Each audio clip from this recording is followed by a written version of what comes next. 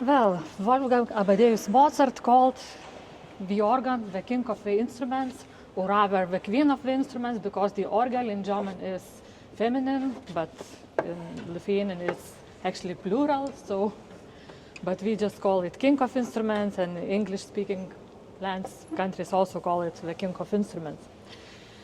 Actually, the history of instrument itself is very old, and it reaches the antiquity. Basically, ancient Greece and ancient Rome, we had organs already. Of course, it was much different. It wasn't used in churches, obviously, but it was used in the open areas, like in the fights of gladiators, where you would need to have a massive sound of something. And of course, organ could not have like individual registers, stops, only that big haunting sound. And the first organ and first name related with organ was engineer Ctesibius from Alexandria, who constructed first hydraulic instrument. So the air into the organ was pumped by two barrels filled with water. So it was completely different from what we have now. But anyway, organ evolved and finally came to monasteries in Europe, and from the monastic churches it came into like regular churches, and we started to use it in church services for a mass and other occasions. Okay, now listen a little bit to the music again and see that organ can play also really soft, not only loud.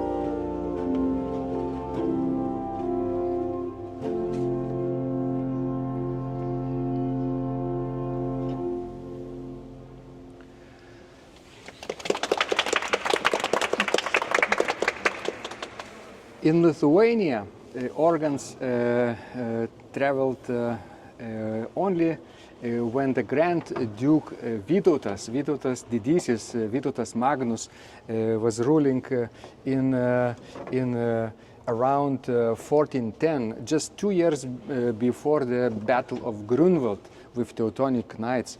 And this was a very special occasion because 2 years before that battle, there came a delegation from Teutonic Knights with the Grand Master Jungingen, and brought gifts, like all the political delegations did and still do today, except in those days these were mechanical inventions. And one of the mechanical inventions, very new in Europe, was clavichord, string keyboard instrument, like predecessor of piano, and to some degree harpsichord too. So very small, gentle instrument made of keyboard and strings, but no hammers like on the modern piano. But this was very new invention. And along that gift, they also brought a small portable pipe organ, which could be pumped by one hand and played by another hand. You could see a similar iconography in those Middle Age, from Middle Ages, where Saint Cecilia is playing among the angels, and angels sometimes play using the right hand part, and then left hand part pumps the bellows. Small portative organ, that's what we call it today. Is that like a hurdy-gurdy? No, because it doesn't have strings. It has pipes. But hurdy-gurdy, it's a very interesting mechanical invention also from that time.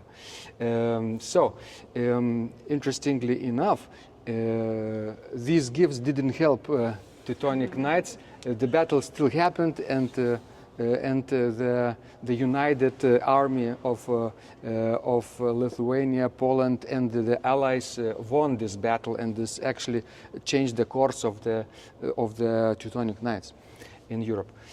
So later on, this small portative organ became bigger, and spread across Lithuania, first in palaces of Grand Dukes, and then in smaller monasteries, and later in bigger churches, cathedrals, and it became so versatile and significant church instrument that every liturgical ceremony, of course, started to use it later on.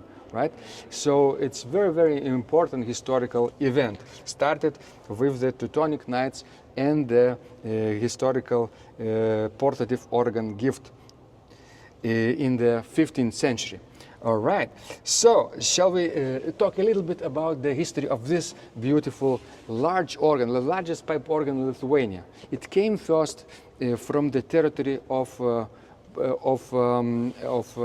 city of Polotsk in 18th century. It was actually part of the Lithuanian Grand Duchy, but in 19th century this church, Polotsk Jesuit church, closed down because of the Tsar regime, closed all the churches in the region and also in Lithuania as well, because of the unsuccessful uprising from 1831.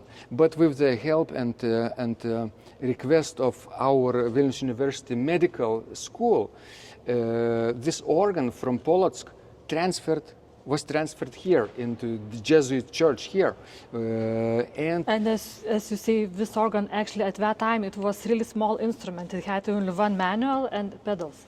And later when it came to Vilnius University, it was actually expanded by the local organ builders up to the 3 manuals and pedals. And later even more expanded at the beginning of the 20th century. But then, sadly, the Second World War came and basically, it was destroyed, demolished, and pipes, as it happened most of the time, they were just used in war because it's metal pipes, and wooden pipes probably used for fire, making fire, so keeping warm. And luckily, tell us about that anniversary. In 1979, Vilnius University celebrated 400 years since the founding in 1579. this Jesuit college, right, academy, and it became later university. And in 1979, leaders of university understood that this is a cultural monument, historical artifact that has to be preserved, and started also building the museum. Even in the Soviet times, this church was a museum, not like a storage house for tractors or appliances, like in sometimes unfortunately happened in various churches around the city. But this was always a museum. Museum of Science, I think it was called. So at first, the facade of the organ was reconstructed, restored, and then later, for 17 years, took the work of reconstructing the inside of the organ to make the instrument playable, not only as a monument, but also a living musical instrument. And it happened since 1983 until 2000. And we, Ausra and I, were part of the inaugural recital, playing 4 prominent organists around from Lithuania came and played this beautiful event, magnificent event in the year of 2000. And since 2000, this organ has been played by hundreds of organists from around the world, and actually the instrument is very, very famous right now. So, of course, Ausra and I were responsible for taking care of the organ and making sure that the sound and the tradition continues in the 21st century and beyond. All right, so let's hear some music, a little bit different now this time, from the previous Handel's aria Ombra, my Fu. Now I will play the march from. Yes. How do you take care of the organ? Like, what do you have to do to take Well, care of there are so much things that you have to do that, you know, it would take all day. We'll answer all the questions after the presentation. But it's a big machine. What you see from outside is just, I don't know, 5%, maybe less. You can enter it? Of course. Obviously, you could see how thick the wall is, how long it is. Okay, let's go.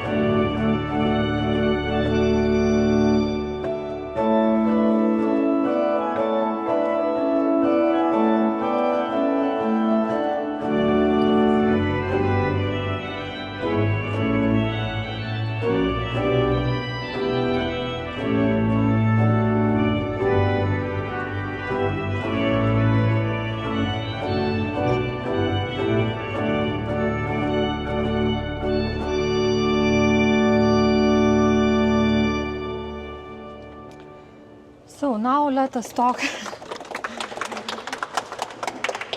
Let us talk a little bit about how we change dynamics in the organ, because it's not like piano. I'm sure some of you play piano and know that in piano, if you will hit the key hard, it will sound loud, forte, yes. But if you hit it softly, then it will be piano sound, soft sound. In organ, you could hit, with your fist, with one finger, soft or hard. It wouldn't make any difference for the sound. Another difference in the organ and piano, comparing that here we can just press the key and hold this even entire day, and it will not die, it will not change. So in order to make dynamics, we have 4 main groups or 4 main types of organ stops. And all these things that we are pulling in and on and out are called, organ stops. And we make registration and change dynamics with it. So we have basically the 4 different groups of register types. And the first, most important and most noticeable group of pipes and registers of stops is the principals. And the word itself tells that it's, the main registers. And you always, or almost always, can see the principal pipes in the organ facade.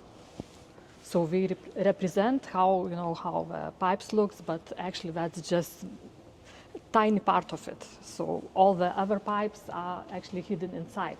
And some of the organs even have just like facade pipes for decorative purposes. They are sort of dead, but these are all working pipes, all sounding pipes. And as you can see, principal stops are made from metal. And usually we use 2 types of metal to make the principal pipe. It's tin and lead. And we had big scandal, like, I don't know, maybe 15 years ago in European Union, because European Union banned using of lead, because actually it's, it's poisonous if used incorrectly and without precaution. So, but then, organ builders and organists all over the Europe said, okay, but then we have, to dismantle all the organs, because we all contain lead in the pipes, in the metal pipes. And we submitted proof that actually if we are just sounding pipes and you are not, not eating them or, I don't know, smelling them, it's all okay, because organ builders who actually make those pipes, we work with that metal very closely by, and we need to get like medical examinations regularly, to check if it's okay. But actually, it's okay. You just need, to be cautious and to know what you are doing. So then the other group is sort of contrasting with the principal stops, because principal of the metal, it makes such a really bright and nice sound. It's the flutes, and the name flutes already tells us, that it's like a flute instrument, that it has softer sound, and in most of the organs, most often the flute stops are made from wood, and we are not shaped like round like principal stops, but usually we have a square form, because of course it would be really hard to make round pipe from the wood. And basically the wood is different use for wooden pipes, but the further south you travel, the less sweet wood you can use, because let's say if in Spain you will use like maple for organ pipes, those pipes will be just basically eaten by woodworms and termites and all that kind of stuff. So, okay, now let's hear a little bit of music again.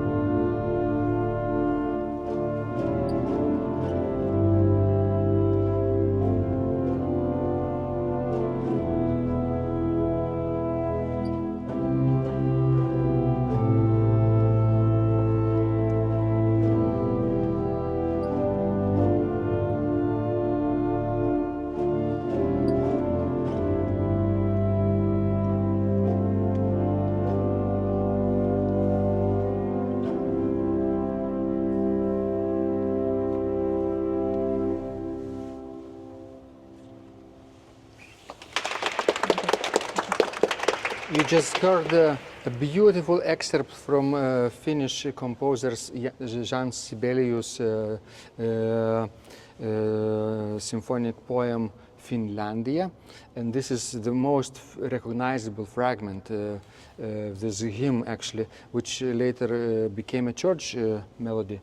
And Ausra played it on the string stops, so mixed with some flutes, but it's very gentle and beautiful feeling, and really represents great orchestral string sounds like violin, viola, in the pedals, cello, even the double bass, one octave lower. So, of course, there are more organ stops, organ families, like we heard principals, right? Yes. I will demonstrate briefly, remind you Okay, how principal quick sounds. principal sound.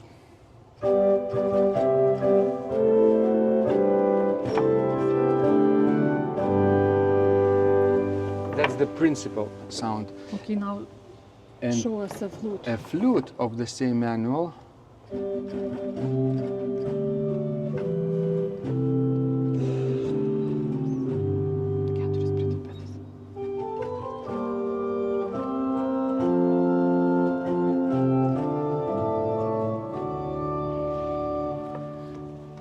Right. And The same pipes or no? no. Different pipes. Outside pipes, those facade pipes, metal pipes, most of them are operational, but in the middle part there are some dummy pipes, but most of them are operational, and these are principal pipes. But inside you can see other type of pipes like flutes, strings, right? And Now we And are, with these, yes. do you like activate which ones? yes, with these With these, yes, we stop activate. stop knobs, and they stop the flow of the air into the row of the pipes. So one stop is just one row of the pipes from lowest to the highest, from the top bottom C to the top G on the manuals, on the keyboards, and then on the pedals from bottom C to the F here. Yes, and everything. I think you noticed that it has like different names, of course, but that's okay. But also has the numbers. Yes, like mostly like 8, 4, 2. Some has like 1 and like 2 and 2/3, or 1 and 3/5. It means it shows how long the pipe is.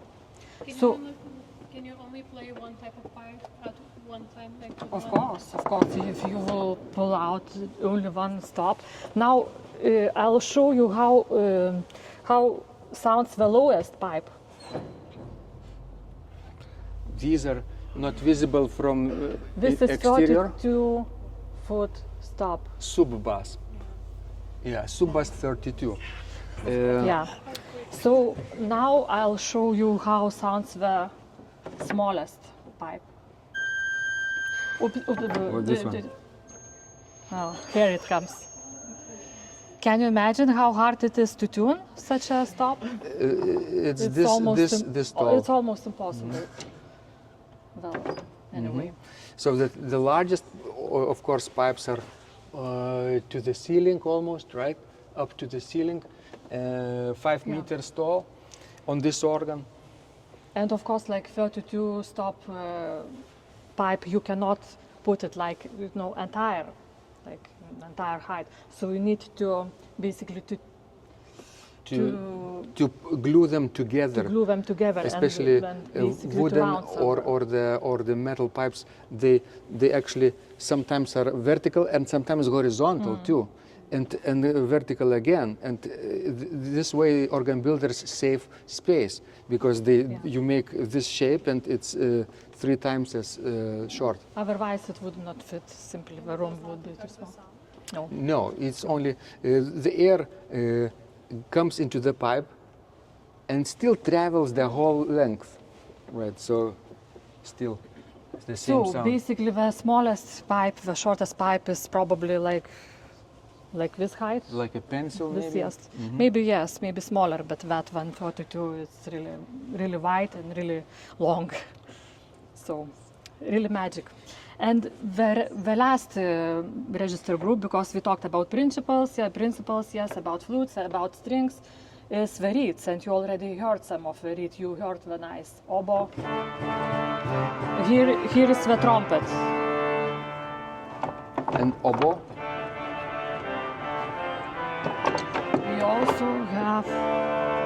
We also have cromorn on the third one.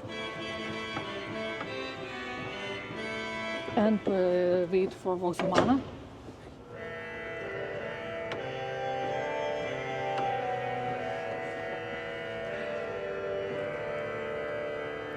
And of course the big large reeds in the pedals. Posaune or fagot.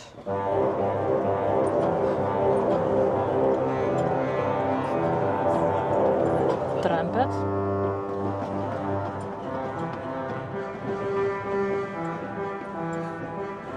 Trumpet 4.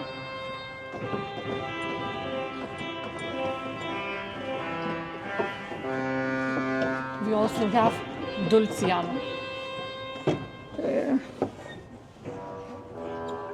Completely different and a little bit out of shape. Right. Dulcian. Dulcian is or was a Renaissance instrument, wind instrument. So this organ stop And imitates it. Could you also demonstrate bombard? on Okay. the first?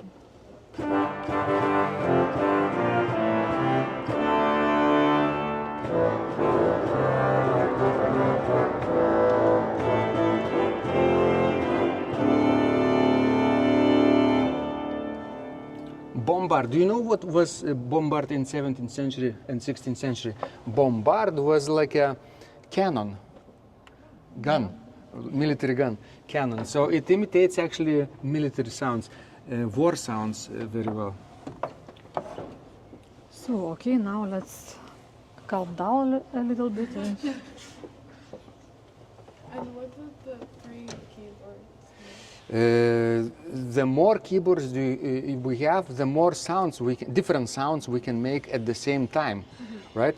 Because if all of the stops were just on one manual, it would have been very, very difficult to divide them mechanically. And basically, you could not construct them inside of your organ because, like, each of the manuals have their own space inside of your organ. So, like the Oberwerk, the third keyboard is right on top of it. When the second keyboard is divided into 2 floors, and then down is, you know, the Hauptwerk, the main manual. And of course we have also, you know, especially on the sides we have pedal pipes. And here we have like stop knobs for pedals, then, you know, for the third manual, for the second manual, and for the And are the main stops manual. organized for the keyboards? Yes and no, actually. Most of the loud stops are on the left-hand But side. not entirely. Not all. But most of them. Yeah. And softer are on this side. Yeah, but symmetrically we could see the first Yeah. manual, in the middle second manual, third manual, and then the pedal stops. For the organist it's easy to remember this way. This one? This one. This is like we call it a swell pedal because it opens and Okay, we can just simply makes dynamics. demonstrate. Okay, you just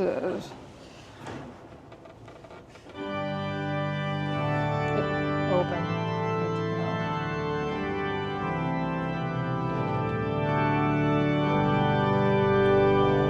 it's a little bit when you open the shades, the sound comes up not muffled and louder. It's open. Now I'm closing. Right? Everything is done by foot or by hand. And also we have some couplers. You can see them like Couplers. you can add one keyboard to another. Couple them. And Yeah. you can see mechanically how it affects I'm playing with how my the feet, keys are moving. but the keys are Yes. moving. Yeah. Actually, now it's a good time to demonstrate this melody played by feet, but also sounding on the manual sound. So I will be playing with flaut bass 4, it coupled with the octave flaut 4 from the second manual on the feet, with the feet. But accompaniment will be played with 2 flutes on the Oberwerk, like here.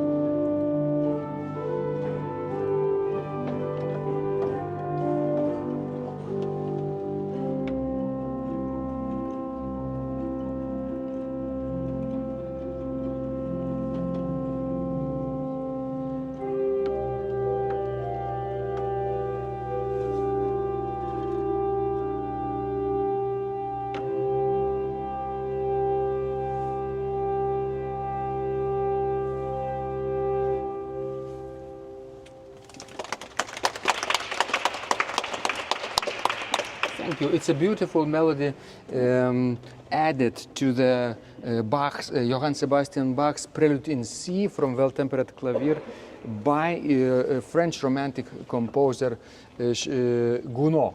He loved so much this harmony and the prelude, so that he added Ave Maria melody. And as you hear, organist does not need a soloist because he or she can play, even melody with the pedals, sing with the feet. So that's a unique opportunity. I think no other instrument can do anything like this. So now let's talk a little bit about pipes and about bellows. Well, as I mentioned before, metal pipes are made out of tin and lead, and wooden pipes out of wood, of course, but there are exceptions. And in Asia, for example, you could find the organ pipes made of bamboo. That's quite common, not like really very common, but you can find such an instrument. Also, sometimes pipes are made from paper, and actually they sound pretty well. Of course, you could not use that instrument like all the time, but for like experiments, for demonstrations, it could be used and made of paper. From glass sometimes, and actually in one church in Lithuania we saw where metal pipes were made out of the rain pipes. You know how there are rain pipes next to the houses, that rain water would. Really uncommon material Yeah. for making Drainage. pipes, drainage. Yeah. Yes, But yes. sometimes it is work. Well, Sounds like this. It didn't sound it really well, but anyway. You could make from plastic, of course. You can 3D print them too. There yeah. are actually on Kickstarter several years ago during pandemic we bought paper organ kit. You could put everything by hand, all those paper pipes. We haven't opened the package yet, but because it's so Waiting for the next pandemic to come. but instead of bellows, they have this balloon, which actually you could pump by hand and You imitate have, the yeah. organ sound. So, well, we talked all the time about pipes, but actually there is another thing. This is very important for the organ, and without it we wouldn't have an organ. So it's a bellows. Bellows. Bellows is an essential part of the organ, because without bellows it's like human without, lungs. Because organ is a wind instrument, it needs to breathe, it needs to have bellows. And nowadays everything is really easy, because we have electricity, so we don't need to do it mechanically. But imagine like in Middle Ages, or until we had electricity, everything had to be done by hand or by feet actually. And the larger the organ was, the bigger pipes were, or the more pipes it had to have.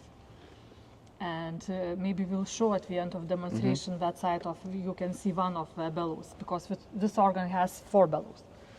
It's made out of wood and of leather, of course. The leather is very important, because if you can imagine like accordion, of course you have seen accordion.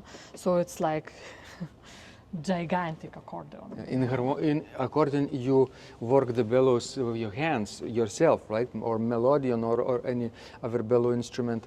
But here, the bellows are stationary and either need to be pumped by hand in earlier days before electricity, or by feet, by foot, larger ones.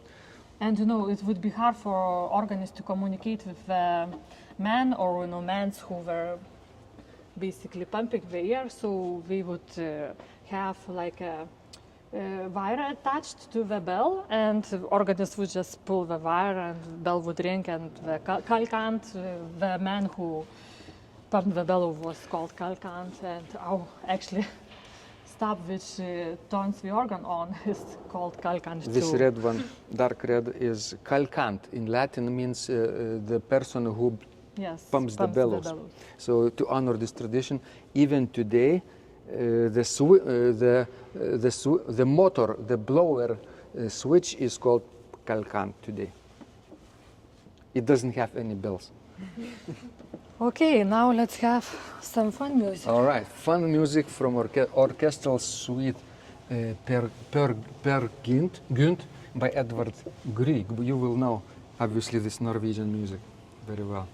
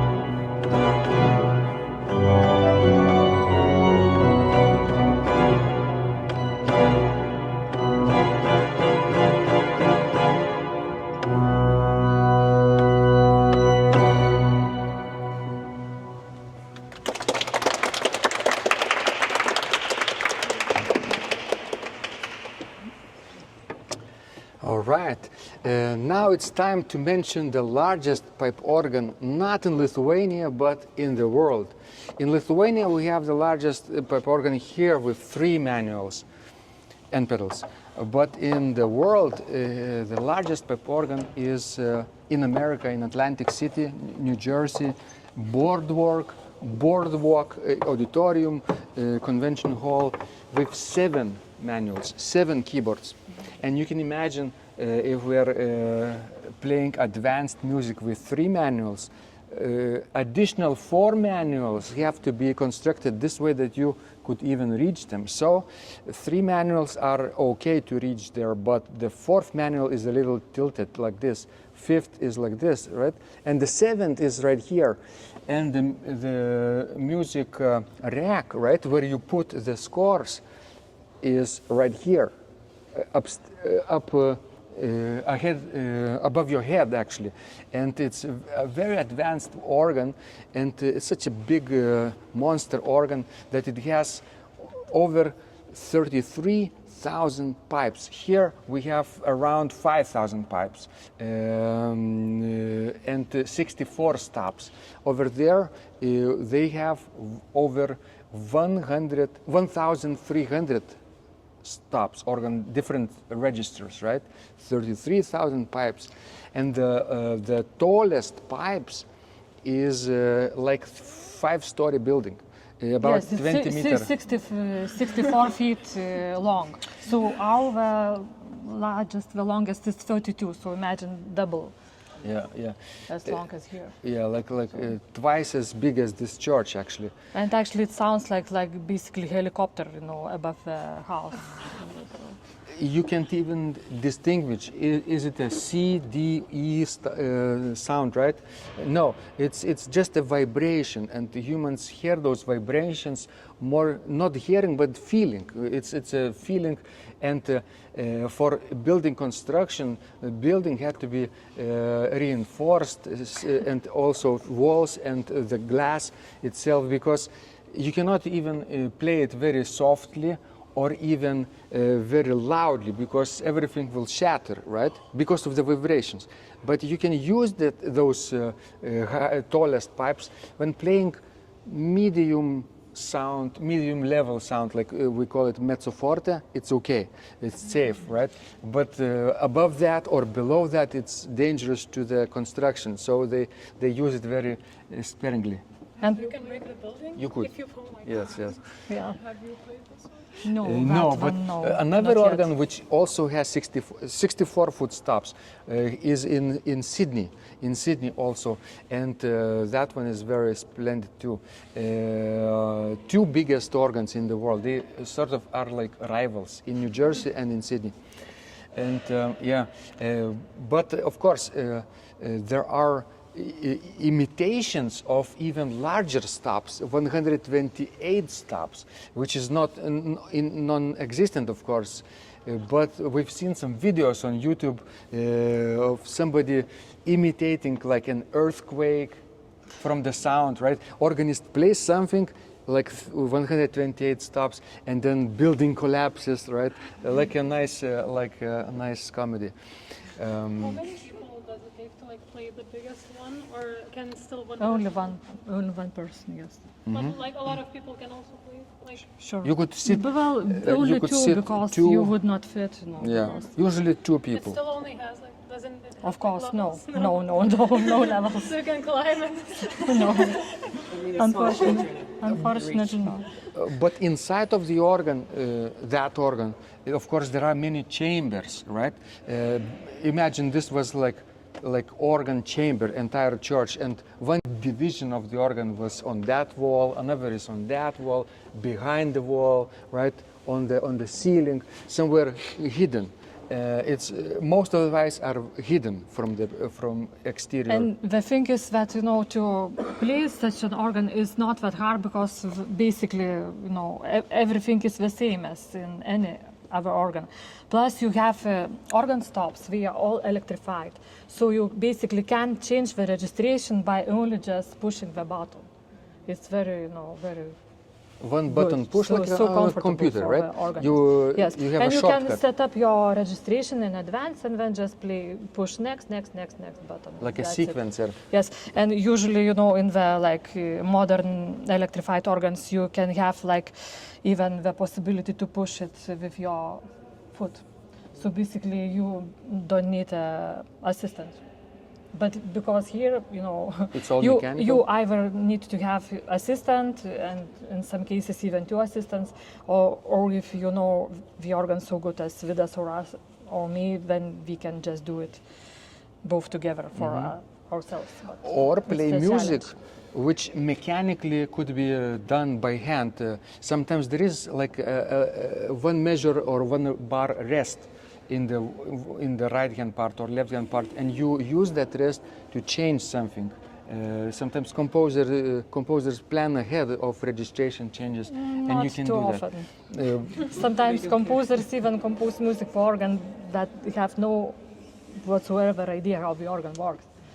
Not always, yeah, not always. But that's sometimes the Yeah, case. we have to adjust and adapt because every organ is so different. Unlike piano, for example, they are all different. But the difference between Yamaha and Steinway piano is barely visible to untrained eye, right? But everyone can see the difference if you see this organ or the organ in one of the chapels here, right? It's so magnificently different. And music that could be played also is different too, and we have to adjust. All right, so let's adjust now to some very familiar music, but very gentle nocturnal music from the Claude Debussy. You will know Clair de Lune sound. We need some strings, some flutes. If you have seen movie Ocean's 11, You will recognize. you will recognize it. All right. And Undamaris, special sound too. Okay.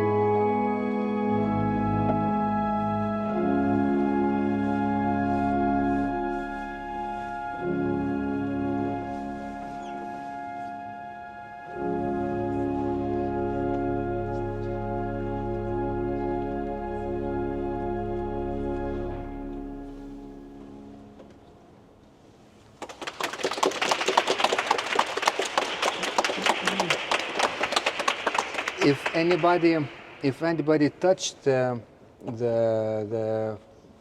facade of the organ during the last chord, you could hear the vibrations because I added 32-foot sub-bass at this time, and it really shakes the. Yeah, And you could do it again. You could see it again. actually, it's very interesting because, well, okay, that's the low pipes. They make that vibration. It's not even sound. Yeah. Actually, we have one acquaintance who is actually deaf.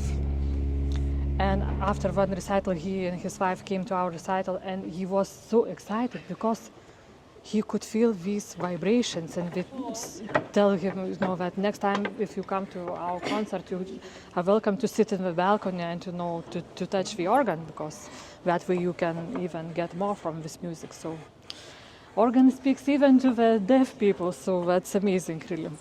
Yeah. And of course, we wanted also to show you today that, you know, you can play all kinds of music, you know, with the organ, with a universal organ like this one. Because we used to, you know, think that in the Western culture, like organ is suited only to play in church for services, you know, for weddings and funerals. But actually, no, you can play all type of music for organ, and I think you will recognize this last piece that we chose for you, and after that Vidas will improvise on Beowulf. Yes? Yes. Yes. But you'll have to introduce me a little bit to the story of Beowulf so that I Well, wouldn't. we saw the movie, yes? I don't think movie is enough, right? For this crowd. Right. Okay.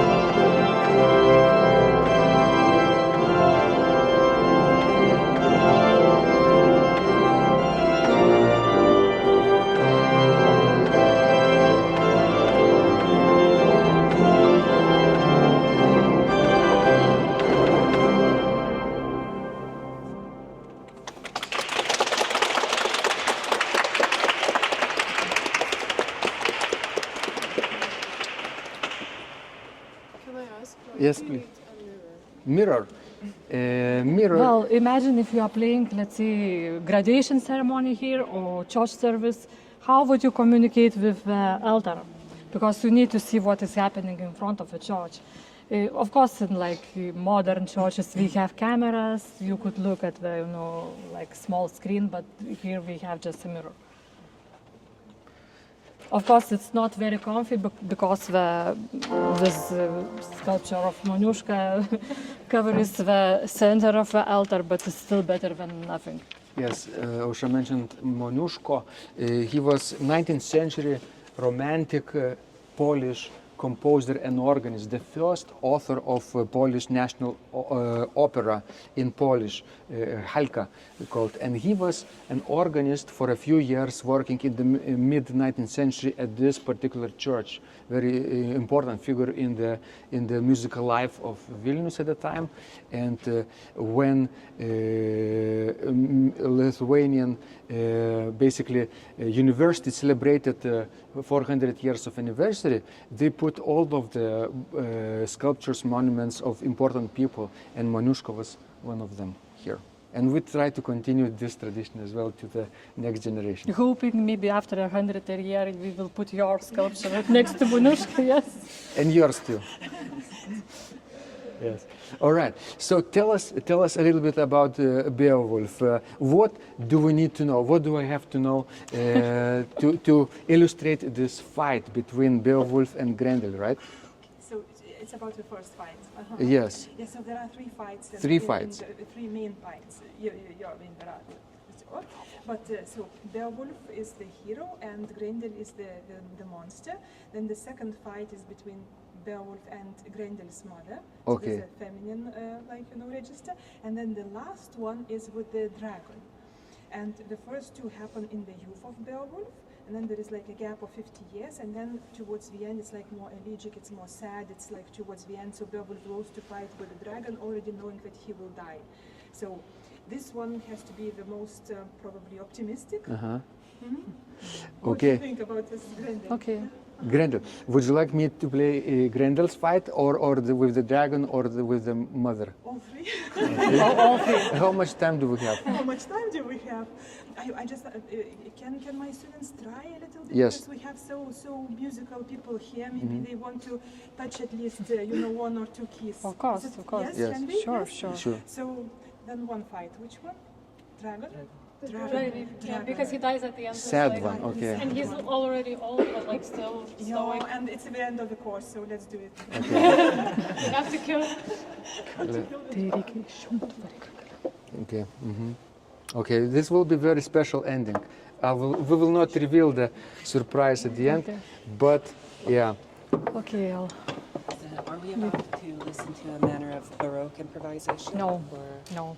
I don't No. think it would fit for, No. for such a In topic. Baroque, Yes. in Baroque, they had improvisation on biblical stories, like, for example, fight between David and Goliath, right? That's That the was most common, biblical yes, story, very probably popular most story. well known. And we have biblical sonatas based on this story. But the technical limitations that they faced was, of course, limited to the musical vocabulary they used. The type of musical ideas they used completely different from what we can use today, right? So we need more contemporary representation of these mythical events, right? So that modern audiences would relate to. So let's try to recreate the dragon on the organ. It will start probably in Dragon's Lair.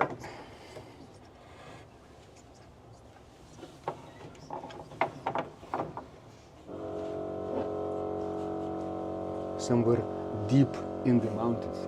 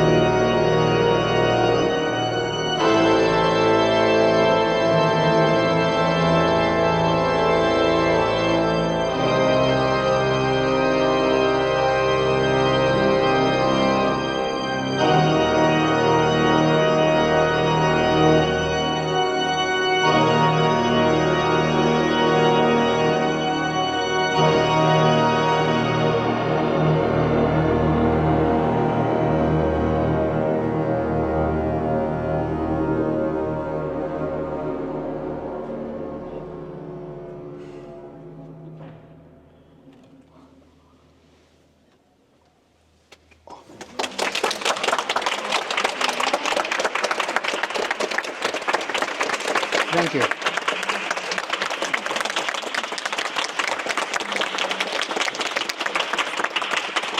The trick that you saw for the last chord was actually Ausra turning off the blower, and in mechanical action organs like this, the air slowly goes out of the pipes, right? And you have this effect of somebody really dying. So, Yeah. I could feel him dying. Good. That's the idea. So, thank you so much for your attention, ladies and gentlemen. This was the largest pipe organ in Lithuania, and I hope you will remember this instrument much better this time. Excellent. So interesting. Ausra and I will be glad to answer your questions and show you around yes, and the instrument. if you want to try it out, you are welcome to do so. Let me just turn it on. How often do you play? Is it possible to come and listen to? Well, we will have a concert with our students actually next week. Next Saturday, yeah. 30th have of students, so it's possible somehow to sneak and learn from them. to sneak not so much, but we have organ studio, right? Undamaris organ studio, named after one of the Yes, organ after staff. one organ staff. And we meet once per week here. So if you're still here next semester, and if you have some foundation of the keyboard technique, piano, right, then we could teach you play Yes, the you are pedals welcome too. to join our Yeah. studio actually. If you're still here around in Vilnius next September. Good. So any other questions that we could answer? I have just a couple. I couldn't help but notice that you don't play arpeggio. And is that because the notes are sustained and you have no reason to It's play a different arpeggio, or- different Yes, it's technique. much different from the piano. Yes. On the piano, On the piano, need- you I have to play stay on in the pedal and harpsichord. you know. You harpsichord too, because the sound fades so quickly. You have to make Arpeggiate a lot, illusion yes, of but not on the longer organ, no. sound, either with ornamentation, adding more ornaments on the long note, so it keeps sounding like a trill. On the harpsichord. And you on know, the, on the harpsichord, when you finish, you need to arpeggiate the to, last chord. because it sounds- But if you would yes. do this on the organ, that would be a bad taste. It's just for example in Debussy, you could really hear that Yeah. it's unusual. It I sounds know, incredible, yes, but it's yes, just yes, sounding yes. unusual. Yeah, because on the organ, every attack of the sound is so audible, and the release as well. So traditionally, we try to play those chords together because they are exact chords, and each of the pipes speak at the same time. And here, comparing to like harpsichord or piano, it's very important how you touch, of course, the key, how you press it down, but also how you release, because you know the sound is sustained, and if you have holding a chord and you will not release all the notes at the same time, it will sound It will disastrous. sound a little sloppy, let's say, because unprecise sound decay, right? So wonderful. Yes, please.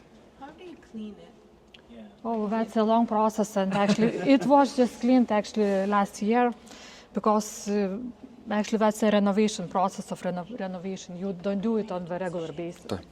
What we do on regular basis, we use some mechanical, problems that we have, obviously in such a big instrument, and we tune the pipes. But also not all of them, but it depends on how the pipe is constructed. Well, if pipe has like, let's say, a little stogas vidai, kaip pasakyti, roof on the top of the pipe, you could just adjust it by, taking it a little bit, or turning it a little bit down, lower it or hiring it. But sometimes it has like a chimney flutes, it has a chimney pushed inside of the organ pipe, so you also either put it down or up, because the longer is the pipe, the lower the sound is, and vice versa. Let's go now inside of the organ. But if we have, let's say, reed stops, these all, funny sounding, and these, like this Vox Humana, it goes out of tune all the time. You need to turn it on, tune it on before every recital if you are using it. So it has like a tiny tongue, and you need to readjust it. So usually I sit down at the keyboard because I'm really scared of heights, and Vidas climbs up to the organ. Believe me, it's really scary, especially the Oberwerk without manual, because when you are just being very near to the ceiling, and it's really scary, you know, to look down. How many people can fit inside at once? Or how much is safe? Well, a lot, but actually we try not to let too many people inside because it's quite scary. Well, if Vidas would give me a key, I could show you why. You will open that one, that side, okay? And I will show a little bit of the. So let me Open just this one. let's open this one. Okay.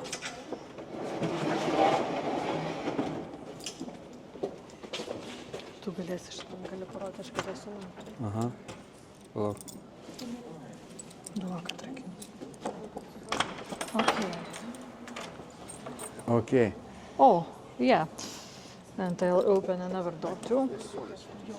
So, if you would like to come and see what happens here, here we have a bellow chamber. Now the bellows are from 19th century, and they are filled with air right now. If you put your finger right here, you could feel air pressure, right? So the lungs of the organ are now breathing, and the sound can be produced now. On the first floor of this instrument, we have only the mechanical parts. On the second level and the third, there are pipe works, pipes of various divisions. So, for example, on the first level, we have those wooden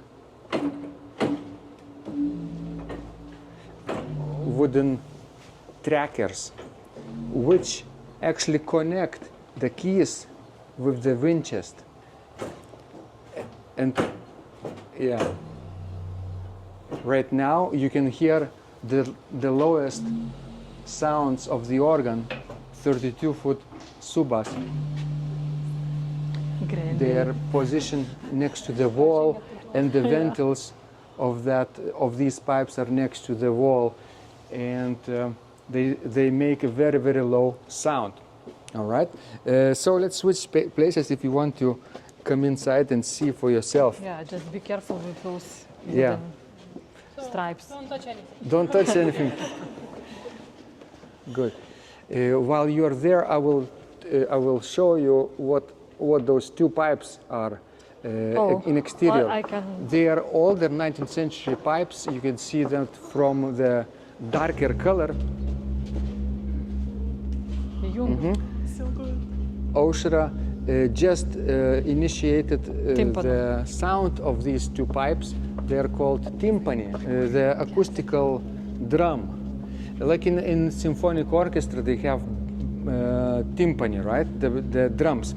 And in organ, this is achieved by putting two pipes of very similar length. You see, one is larger, another is smaller, but not that larger. They're tuned very similarly, and therefore, when they sound together, they create vibrations, like tremolo on the timpani. So the purpose of these two pipes were in ancient times during processions. Actually, I think we were used during the Good Friday when you could not use the musical instruments for the processions. Everything could be only sung. So we use that tympanum sound for the processions. Yes, processions during Lent or Advent time when instrumental music was not allowed in those days. All right. Anybody wants to live there in the first floor? I can lock you in. How much is the rent? How much? Is the rent? Rent. Oh, you have to tune the organ. Oh, then you can live. I can clean it. Not clean, but tune. Yeah, that's difficult. That's harder. You have to. You have to. Two people have to do it, like Ausra said. one person pushes the keys, another tunes the pipes. So there is one bellow, another exactly the same is on the opposite side, and there are two other bellows upstairs, too. Right. So 4 bellows. Wonderful. Is it time now for you to touch the keyboard and to play something? Okay, so I will probably turn off this video now, and we'll put later on our channel for you to see, and maybe your instructor professor will send you the link to the video, and you can recap what was going on today. Okay? Thank you so much, guys. Thank you for coming. See you soon. This was Vidas and Ausra. Yeah, Ausra is over there. So let's continue behind the camera now and see what you can play with it. and Ausra. And Ausra. Bye-bye. Just before, so now it's just